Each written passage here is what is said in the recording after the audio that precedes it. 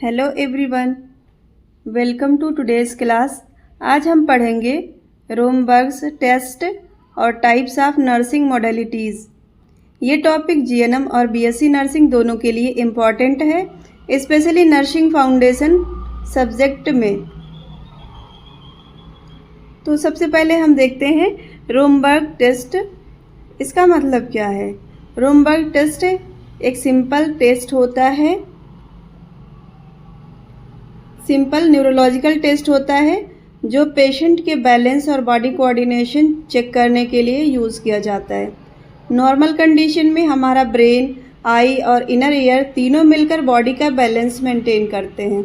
अगर इनमें से कोई सिस्टम जैसे इनर ईयर, स्पाइनल कॉर्ड या ब्रेन कोऑर्डिनेशन प्रॉपर काम नहीं कर रहा है तो पेशेंट बैलेंस लॉस कर सकता है।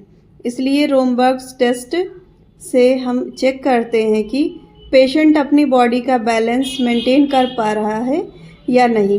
ये test mostly neurological examination, ENT checkup या पोस्चरल स्टेबिलिटी टेस्ट के लिए यूज़ होता है। सिंपल वर्ड में रोमबर्ग्स टेस्ट से पता चलता है कि पेशेंट के नर्वस सिस्टम और सेंसरी सिस्टम सही से काम कर रहे हैं या नहीं। एग्जाम्पल, अगर कोई पेशेंट कंप्लेन करता है मुझे आंख बंद करते ही चक्कर आते हैं, तो डॉक्टर रोमबर्ग्स टेस्ट करता है to check whether balance problem inner ear से रिलेटेड है या ब्रेन कोऑर्डिनेशन से। तो स्टूडेंट, ये आई होप आपको समझ में आ गया होगा रोमबर्ग टेस्ट क्यों करते हैं, ये क्या है।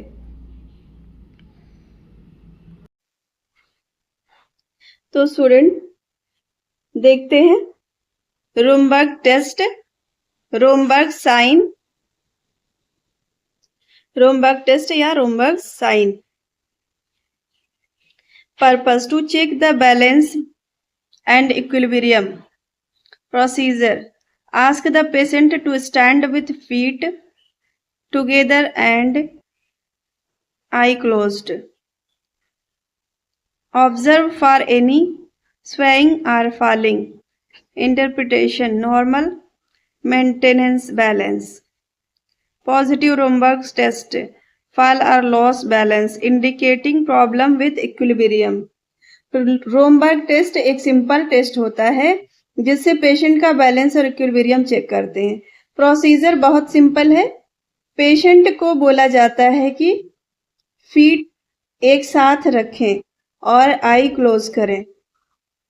अगर पेशेंट खड़ा रह सकता है बिना गिरे तो टेस्ट नॉर्मल है, लेकिन अगर पेशेंट बैलेंस लॉस कर देता है या गिर जाता है तो टेस्ट पॉजिटिव होता है। इसका मतलब बैलेंस में प्रॉब्लम है। Next, clinical significance of Romberg's test.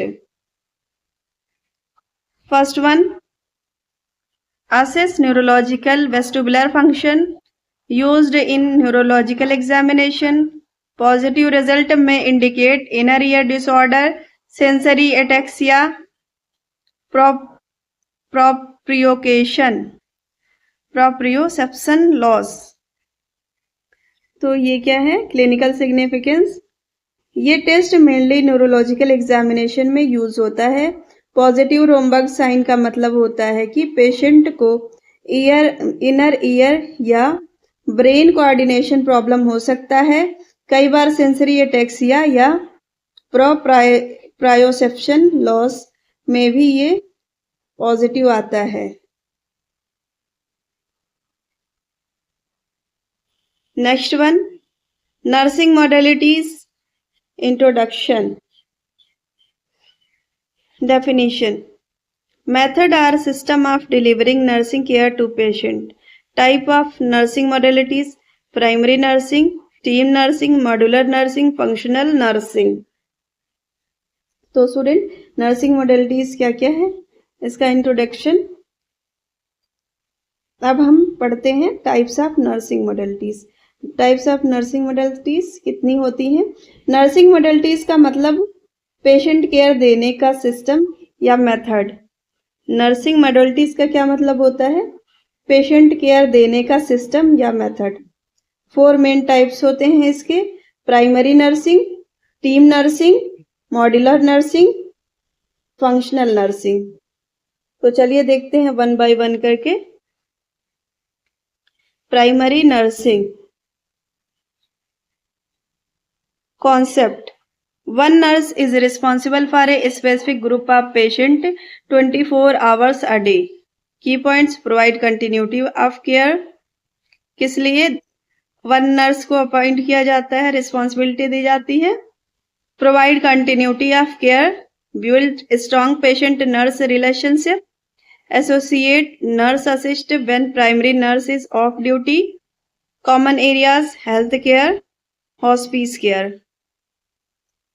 तो स्टूडेंट, प्राइमरी नर्सिंग में एक नर्स एक छोटी ग्रुप का पेशेंट के लिए फुल रिस्पॉन्सिबल होती है। ठीक है, प्राइमरी नर्सिंग में क्या होता है, एक नर्स जो छोटे ग्रुप के पेशेंट के लिए फुल रिस्पॉन्सिबिलिटी लेती है। 24 आवर्स तक वो नर्स अपने पेशेंट के लिए अवेलेबल रहती है, कांटेक्ट में होती है। अगर वो ड्यूटी पर नहीं है तो एक एसोसिएट नर्स हेल्प करती है, यानी वहां पे नर्स जो ड्यूटी पे होती है। ये मेथड मेनली होम केयर और हॉस्पिस केयर में यूज होता है। इससे पेशेंट को कंटिन्यूटी मिलती है और नर्स पेशेंट रिलेशनशिप स्ट्रांग होता है। तो स्टूडेंट, हमने ये एक्सप्लेन किया अच्छी तरह से, और आपको कहीं पर भी किसी भी वर्ड में प्रॉब्लम हो समझने में, आप कमेंट बॉक्स में कमेंट करके हमसे पूछ सकते हैं। ठीक है, या अदर कोई क्वेरी है, आपको किसी टॉपिक में प्रॉब्लम हो रही है पढ़ने में, तो आप हमसे पूछ सकते हैं, इंक्लूडिंग प्रैक्टिकल से भी रिलेटेड किसी भी तरह की समस्या है तो आप हमसे पूछ सकते हैं। चलिए नेक्स्ट देखते हैं, team nursing. What is team nursing? Next one, team nursing concept: care is provided by a team led by a head nurse or RN. Key points: promote collaboration and efficiency, required good leadership and communication. Example: head nurse leads to RN, LPN, ANM, nursing assistant. इसका sequence क्या होता है? Head nurse, RN, LPN and nursing assistant. Team nursing जो होती है, head nurse किसको लेके चलती है? RN को, उसके नीचे LPN, ANM and nursing assistant. Team nursing में एक हेड नर्स या रजिस्टर्ड नर्स एक टीम को लीड करती है।